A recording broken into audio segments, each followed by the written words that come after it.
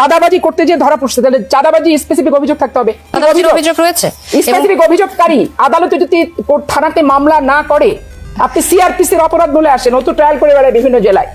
আচ্ছা, যদি অভিযোগ না থাকে তাহলে তো মুচলেকা দেওয়ার কথা আসতো না। অভিযোগ রয়েছে। নারায়ণগঞ্জে যে ঘটনাটা ঘটেছে, এখন নারায়ণগঞ্জের ঘটনাটা এমপির ছেলে, আমরা বলি তো সবার আগে বাংলাদেশ, আমাদের স্লোগান, মানে আমাদের সরকার পক্ষ থেকে মাননীয় প্রধানমন্ত্রী স্লোগান দেয় সবার আগে বাংলাদেশ, আইনের ক্ষেত্রে সকলেই সমান। আপনি দেখেন যে এমপি পুত্রকে আজকে যে মুচলেকা দিয়ে ছেড়ে দেওয়া হয়েছে, এখন বলে যে কোনো অভিযোগ কি হয়েছে। আপনি জানেন এমপি পুত্রকে কি প্রথমে গ্রেপ্তার হয়েছে, কিছু কারা গ্রেপ্তার করেছে?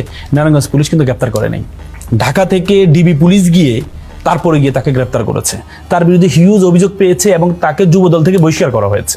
কারণ আপনি যদি বলেন কোনো অভিযোগ ছাড়া যুবদল থেকে বহিষ্কার করা, যুবদল থেকে আগে বহিষ্কার করা হয়েছে, এরপরে যখন নারায়ণগঞ্জ পুলিশ তাকে কিছু করতে পারছে না, তখন ঢাকা থেকে ডিবি পুলিশ গিয়ে তাকে হেফাজতে নেয়। হেফাজতে নেওয়ার পরে তার বিরুদ্ধে আপনার এই যে ওই অঞ্চলে, নারায়ণগঞ্জ অঞ্চলে অনেকগুলো শিল্প প্রতিষ্ঠানে চাঁদাবাজির অভিযোগ, স্পেসিফিক অভিযোগ তার মধ্যে ছিল। এরপর আপনি কি করলেন? তাকে কি করলেন? মুচলেকা দিয়ে ছেড়ে দিলেন। বহিষ্কার হওয়ার বিষয়টা আমি মাত্র খবর পেলাম, যেহেতু যুবদল আসিফ আশরাফি পাপি এই বিষয়টি উল্লেখ করেননি। যুবদল যুবদল থেকে বহিষ্কার করা হয়েছে কি আপনি নিশ্চিত করতে আমি পারবেন? শেষ করি। যুবদল থেকে তাকে বহিষ্কার করা হয়েছে এবং কি তাকে আপনি দেখেন একটা কগনিজেবল অফেন্স। আপা আইনজীবী মানুষ, আপা বলেছেন যে স্পেসিফিক অভিযোগ আছে কিনা।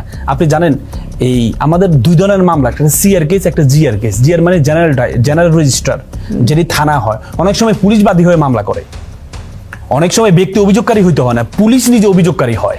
তার মানে আপনার যখন চাঁদাবাজির স্পেসিফিক এলিগেশন তার বিরুদ্ধে অনেকগুলো আছে, সেজন্য তাকে বহিষ্কার করা হয়েছে। কগনিজেবল অফেন্সের ক্ষেত্রে আপনি শুধুমাত্র মুচলেকা দিয়ে, এটা কি আমার ক্ষেত্রে হতো?